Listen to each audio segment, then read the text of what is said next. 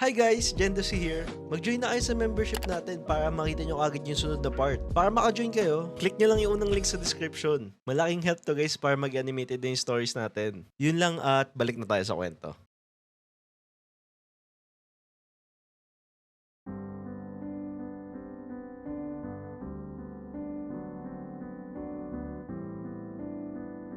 Ano? I had medical issues last time. Talagang ginamit pa yung health as a reason kung bakit niya ako ginost. Oh, talaga ba? Yes, really. In-advise akong mag-rest muna kasi sobrang baba ng dugo ko. Ha? Ayun, I had to stay at home lang para magpahinga. Kaya sinabi ko na hindi na kita makakausap. Nagtigil din ako magpuyat. Are you saying na pinupuyat kita? Hindi I mean, in general. Ang dami mo kasing kausap kaya ayan, napupuyat ka lagi. Lol. Doon na natapos yung usapan namin. Hewan ko pero a part of me missed him at some point and relieved na we are talking again. Good morning, ma'am. Good morning. Sorry, late reply. Kakatapos lang ng class. Wow, nag-update yan? What you doing, ma'am? Just got home. Late ka na Nag-dinner with friends. Anong dinner mo? Pasta. Ikaw, nag-dinner ka na ba? Yep. I'm about to study na. Study well. Galingan mo para sa future ko. Of course, babe.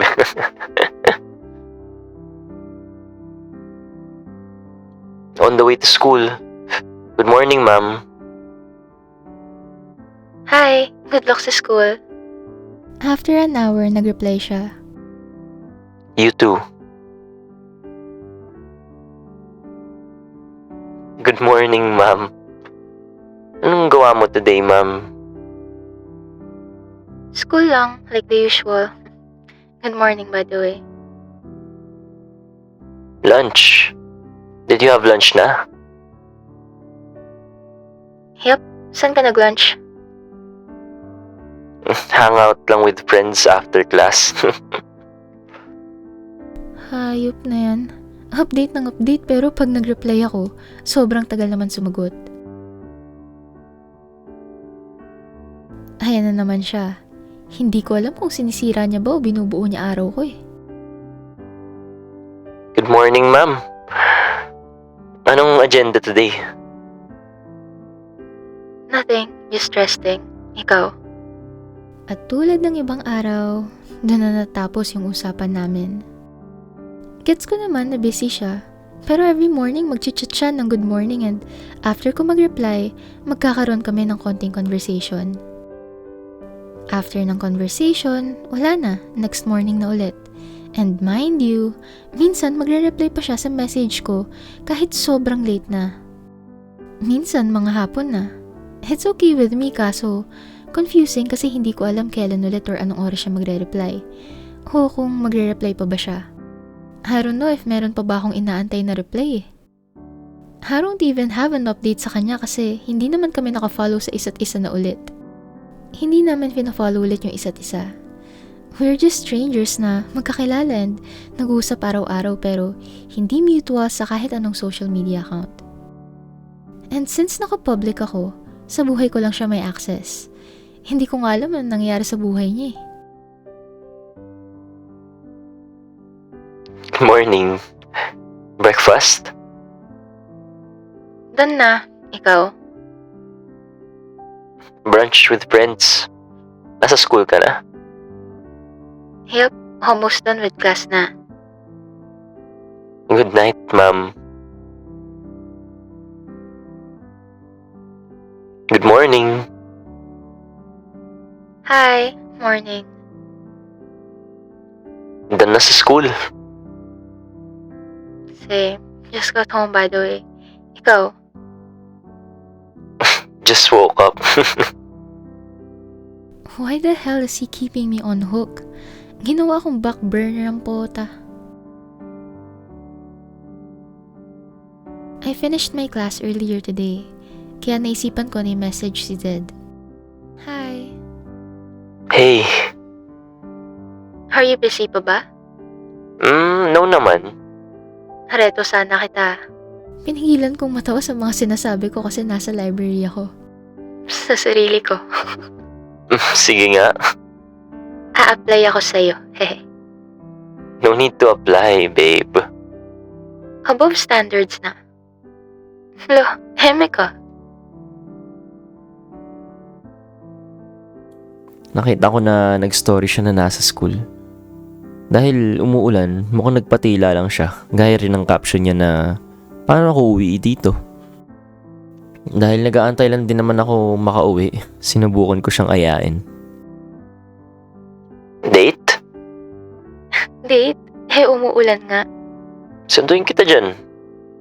Let's just have lunch. Wala akong payong. Hindi, magpatila tayo ng ulan. Are you sure? Yes. Kumain ka na ba? Hindi pa eh. Great! Ano, tara. I don't know. Papahinga na sana ako eh. Diretso sana ng uwi kasi sobrang pagod today. Ay, okay. Next time. Yeah, next time. Minsan di ko alam kung timing lang bakalaban namin o sadyang ayaw niya lang ako makita. Mas madalas kami mag-usap ngayon kumpara nung mga naunang buwan. Although it's usually good morning and good night lang naman. Hey, busy ka ba? Okay, sino ba naman ako? Natawa pa ako bago mag-reply. Ewan ko pero I really like this soft side of her. No? Why, babe? Do you wanna hang out? Wow! Really ba? Yes. Need ko magpatanggal ng stress eh. Where are you ba? Sa study hub, malapit sa P-Campa. Let me just finish my class. Puntahan kita. Okay. Where mo gusto pumunta? Coffee shop? Coffee? Hindi ako nagkakape. Right. Sige, I'll just finish my class. Send me the address ng location mo.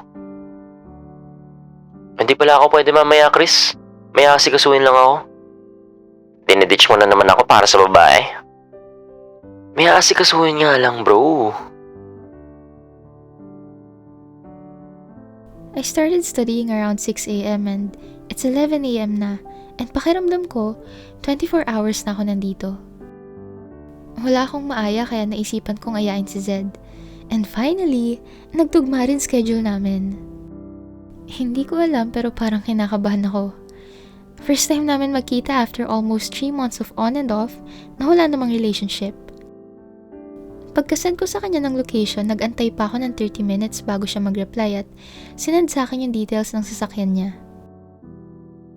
Casual lang naman itsura ko today. Naka-hoodie, shorts at sapatos lang. Meron din akong malaking handbag kasi nandun lahat ng papers and iPad ko. When he told me na nasa baba na siya ng study hub, tsaka lang ako kumilos. Okay lang naman siguro magantay siya ng onti, no? Sumilip ako sa bintana at nakita ko yung sasakyan niya.